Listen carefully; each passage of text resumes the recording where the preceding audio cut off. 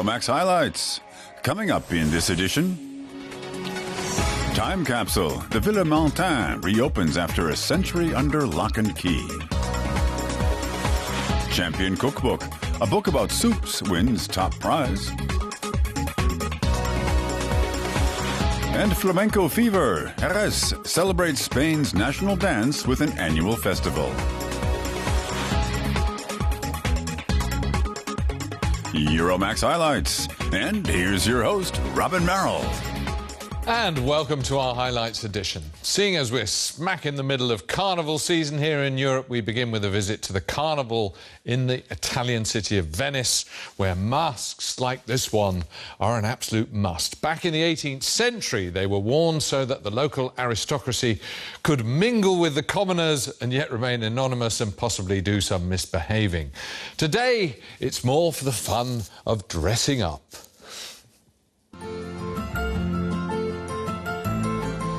Venice, a city built on water. 1 million people come to Venice every year for its carnival. The streets are filled with locals and tourists.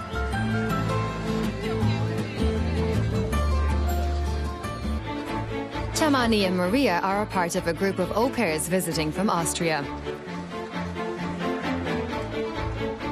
Giovanni is from Sri Lanka, Maria from Ukraine. Both spent the night travelling in a bus just to spend one day at Venice's carnival. It's very romantic. And the people wearing costumes are like actors and actresses. They strike poses, they're acting. And I can be part of it. I think that's simply great. The most striking things are the masks and the romantic houses and churches. The girls submerge themselves in the world of the Venice Carnival. It's a world most potently symbolised by fantastic masks. These masks were all created in one man's workshop. Here, Mario Belloni is working on a clay model. It's the first step in the process of designing a mask. Then a plaster cast is taken off the model. It serves as the mould for the first proper mask, which is made up of several layers of special felt paper.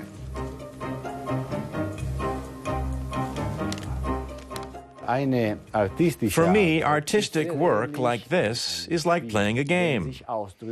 Expressing yourself is something that children do quite spontaneously. It's something you forget as you get older. Artists are children. It's through decoration that each mask gets its own unique expression. Each mask made in Belloni's workshop is made by hand. The modern ones are usually very colourful, such as full face masks like these, or the smaller, more traditional models.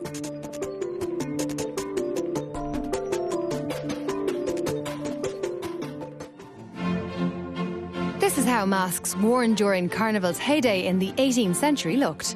Back then, they were worn for half of the year, even after Carnival was officially over. But in 1797, Napoleon banned the masquerade.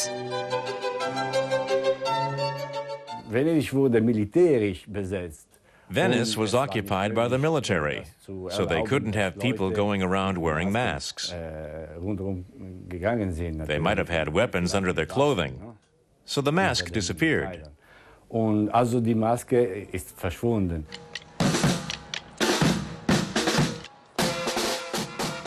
About 3 decades ago, that tradition was reborn as part of the Venetian Carnival. And this year, Maria and Giovanni are here to join in the fun.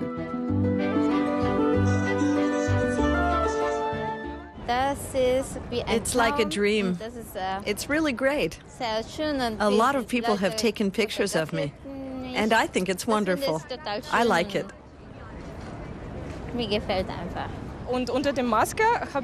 I felt really comfortable under the mask. You see all these people and they can't see your face. It's great.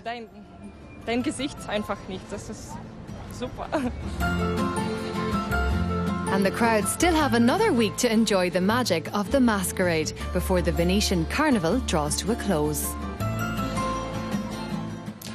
Our next stop is the French town of Moulins, between Lyon and Paris, home to a rather extraordinary mansion which is something of a time capsule. The former owner left it to the local authority on the condition that it be reopened as a museum exactly a century after his death. And now that the 100 years are up, we went to take a look. Abandoned and almost forgotten, Louis Mantin's house, or Maison Mantin, as it's locally known, has been a place of quiet for a very long time.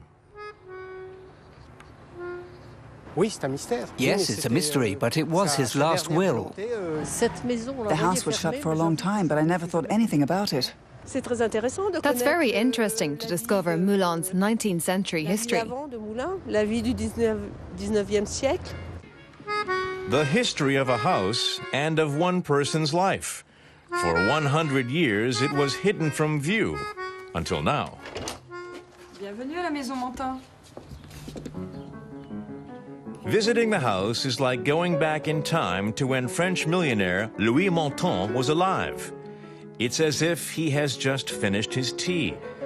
The spirit of the former owner can be felt everywhere. For visitors, it's a unique opportunity to experience history. Even the former owner's great-great-grandniece is amazed by the house. Isabelle de Chavagnac is Louis Mantin's last living relative, and she too waited excitedly for the house's reopening. The reason why the house is so perfectly preserved is because it was closed after his death. If it had passed to the family or had been turned immediately into a museum, it would definitely have changed. It's been preserved in a state of sleep, like Sleeping Beauty. There are many details from everyday life in the 19th century. Luckily, it's been preserved for later generations. Roland Fleury is Moulin's culture officer and was in charge of the house's restoration. Louis Mantin left the house to the town's council with the requirement that it open to the public 100 years after his death. Restoration work took 5 years to complete and cost about 3.4 million euros. Mantin drew up extensive inventory lists and precisely described where objects should be placed.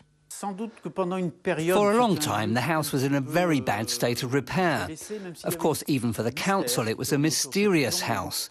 At first, people found it creepy, but once the restoration work began, they became inquisitive.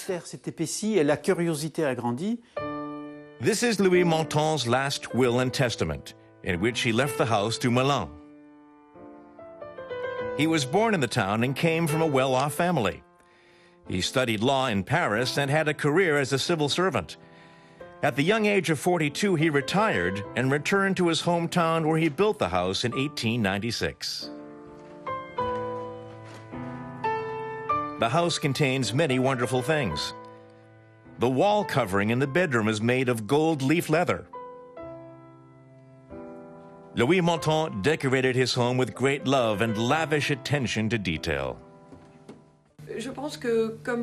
I think that, like many people, he wanted to leave something behind. Most people do it with their children. But Louis Mantin didn't have any. So he did it by leaving behind his art collection. Basically, the entire house is a collection. Fighting frogs. Stuffed rats wearing Napoleonic-era costumes. Mantin brought many of the house's items back from his travels. The more I get to know about Mantin, the stronger the feeling I have that I'm visiting an uncle who will turn up in a minute. And while I'm waiting, I can look around the rooms and discover new things. I have the feeling the house is steadily turning into my own house. It's not like my home, but it's like visiting a family member. Mantin loved modernity. Not only does the house have flowing water, but the bathroom even has cold and hot water taps. That was very unusual in the 19th century. As were these lamps. Every room in the house had electric light.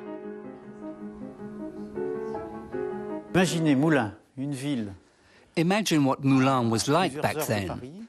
2 hours from Paris, but with modern technology, like electricity. This was the first house in the town to have electricity. It was most unusual. I can be proud of someone who made their mark on Moulin in such an important way. Louis Mantin died in Moulin in 1905, after living for just 9 years in the house which meant so much to him. He wanted to leave something behind for his hometown and future generations. He's also made sure that his memory will always remain alive. Amazing place. When Sonja Riker decided to try her hand at being a chef, she thought she would specialise, and the niche she chose was soup. And her soups were such a success that she followed it up with a cookbook, and her book of super soup recipes has now picked up the Gourmand World Cookbook Award. So we went to see what all the fuss is about. Only at second glance can you tell that these women are listening to a reading. And the book's author, Sonja Riker, isn't that easy to spot either. She's not one for just sitting still and reading aloud. Her audience gets to taste her soups and guess what ingredients are in them. Only then does she reveal her secrets. 250 grams of red lentils, 2 small onions, sesame oil to sauté them, 1/4 of a litre of vegetable broth. I think of it as a living product. If you make a Wiener Schnitzel, it's always a Wiener Schnitzel. The great thing about soup is that there are 101 variations, and it's different every season. In summer, there are cold soups, and in winter, hearty stews, and you always have something delicious. Sonja Riker has compiled her best soup recipes in a book. They're easy to follow, but not unsophisticated.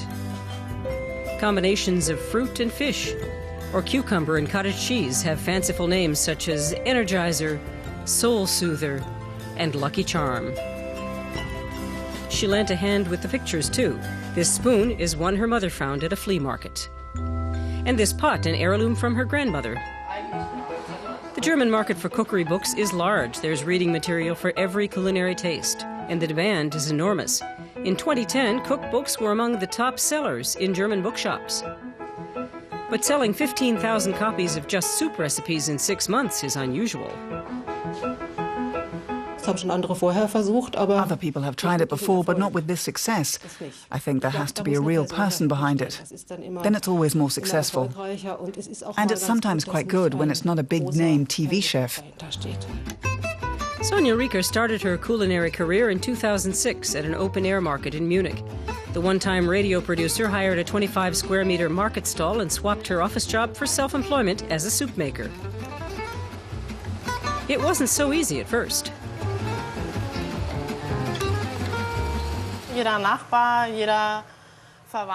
Every neighbour, every relative, all my friends, somehow everyone had to taste everything. And then I opened up shop, which is a great feeling, but actually I was shaking in my shoes, because I really didn't know that much. I just thought, well, I'll make a start. Now it's paid off. Sonja Riker's shop is especially popular at lunchtime.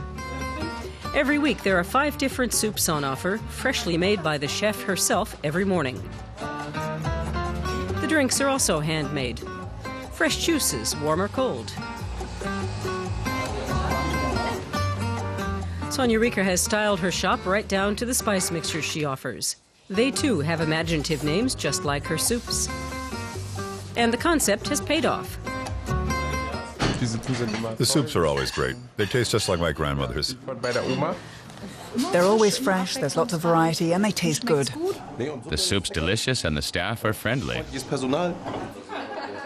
Sonja Riker worked on the recipes and design of her book for a whole year. But it took just a few weeks after publication for it to receive the prestigious Gourmand World Cookbook Award.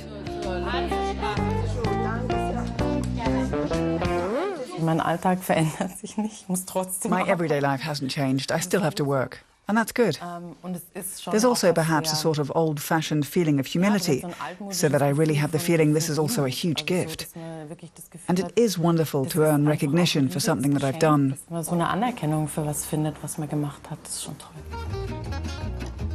A good 2 years ago, Sonja Riker branched out. Just next door, in another shop, she sells chocolates and pastries, also homemade. Perhaps she'll be describing how she masters that challenge in her next book. Flamenco has evolved from being a regional folk culture to an internationally recognised dance and music art form. It's even attained UNESCO World Heritage status. At the moment, the capital of flamenco is undoubtedly in Jerez, where their annual flamenco festival is currently heating things up. All the top stars of flamenco are there, and not all of them are Spanish.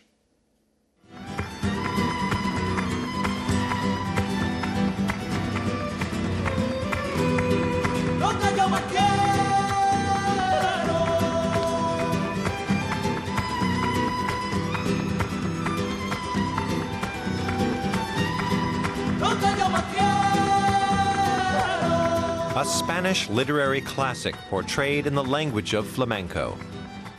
The unusual performance by the Spanish-Japanese Shoji Kojima Ensemble has the audience spellbound at the opening weekend of the Jerez Festival. It's a classic tale of love, greed, jealousy, and murder. Powerful emotions performed as flamenco drama. Flamenco is so unique and so multifaceted in terms of style, music, and rhythm that it appeals to people all over the world. It's like jazz or good literature or painting. Flamenco is a classic. Japanese dancer Shoji Kojima is living proof that flamenco transcends borders. He's won numerous awards in Spain and helped make flamenco hugely popular in Japan.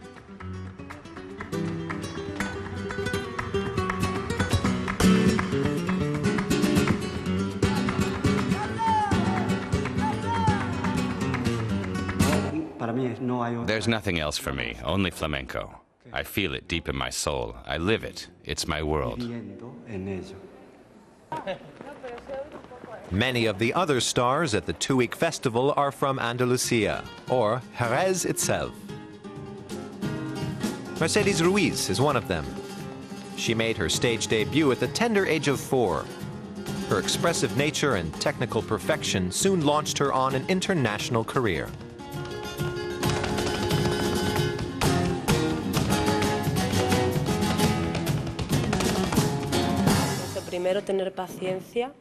First, you have to have a lot of patience. Second, you have to really love this art, because you have to sacrifice a lot for it. It's very demanding. Third, you have to study and respect the roots of flamenco, to then be able to develop your own style.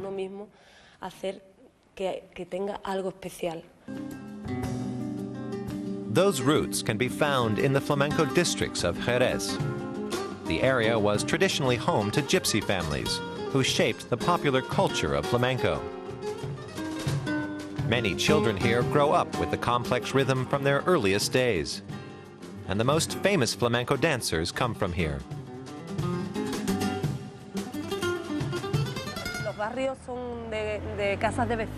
There are lots of buildings here with an inner courtyard, a patio, which many families live around. Traditionally, all the neighbors met up in the yard or on the street for parties. They sang and danced together a lot, which is why this area produced so many performing artists. The world's top research center for flamenco culture, the Centro Andaluz, is also here. The center traces the development of flamenco from the days when there was no written music to a modern dance culture.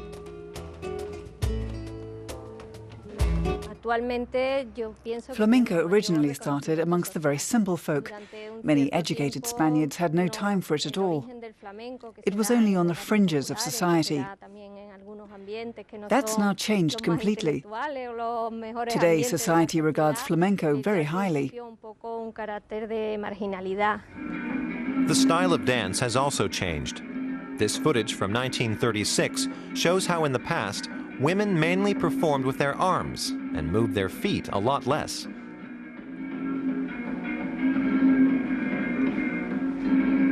During the festival, Mercedes Ruiz teaches students from all over the world how to dance modern flamenco. Her courses are always booked out months in advance. UNESCO recently gave flamenco World Heritage status. Mercedes Ruiz believes that was an important step. There are still people who believe flamenco is just a sevillana or a rumba. So it's great that it's now being recognized for what it is, a universal art form.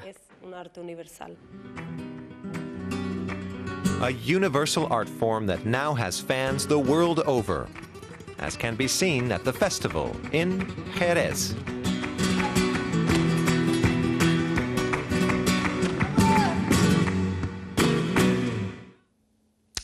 Finally, a young designer who's really going places. Sebastian Herkner won a prestigious Red Dot Award last year. This year, he's just been named as Best Newcomer in the German Design Awards. His creations have also proved practical and popular, and as you'd expect, he's a bit of a stickler for detail.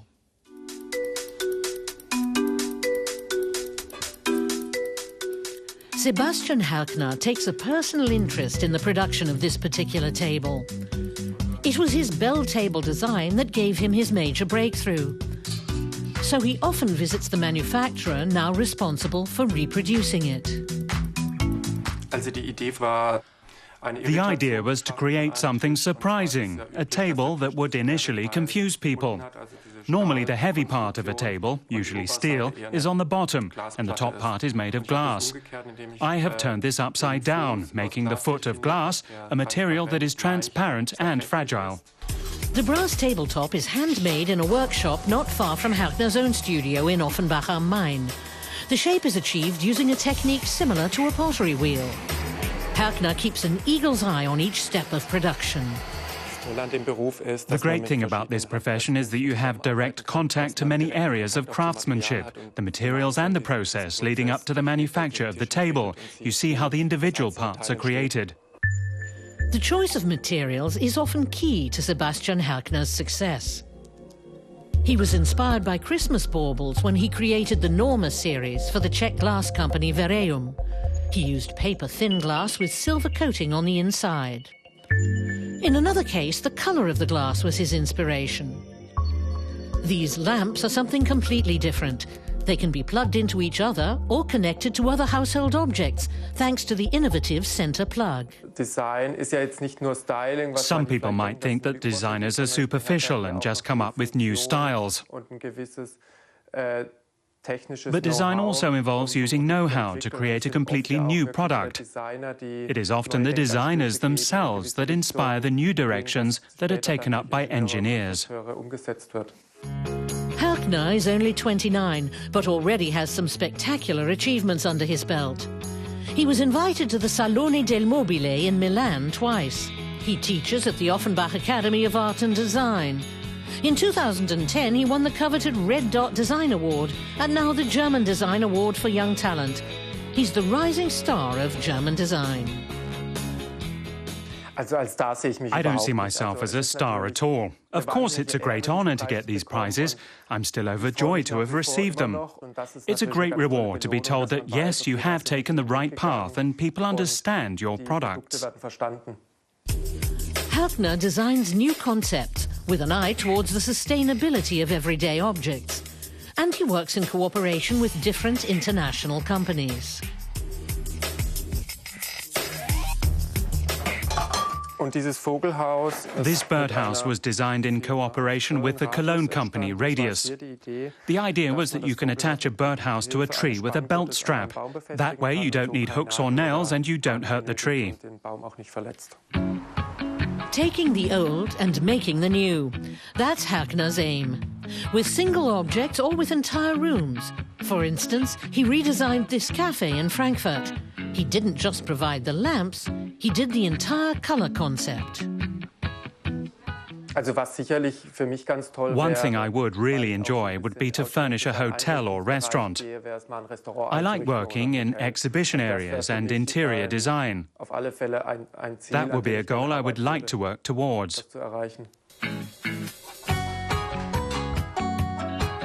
Sebastian Herkner carries a sketchbook and pencil with him wherever he goes. He's always on the lookout for new ideas.